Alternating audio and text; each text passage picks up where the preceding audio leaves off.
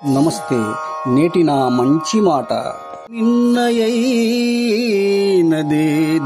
ఎన్నని ఇలలోన జన్మభూమి కన్నా జనని కన్నా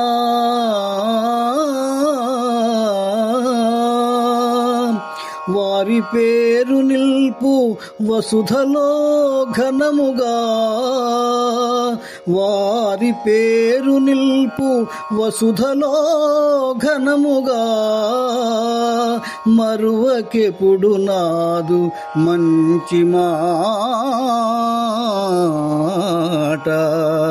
ఆ ఆ ఆ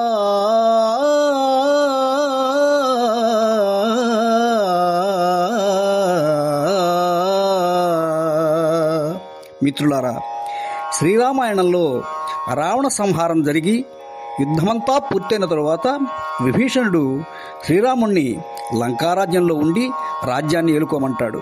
అప్పుడు శ్రీరాముడు జననీ జన్మభూమిశ్చ స్వర్గాతపి గరీయసి, కనుక నేను నా అయోధ్య నగరానికే వెళతాను అంటాడు. కన్న తల్లి పుట్టిన భూమి స్వర్గం కన్నా మెన్నయని దాని భావం. తల్లి కన్నా జన్మభూమి కన్నా సాటి అయినవే లేవు.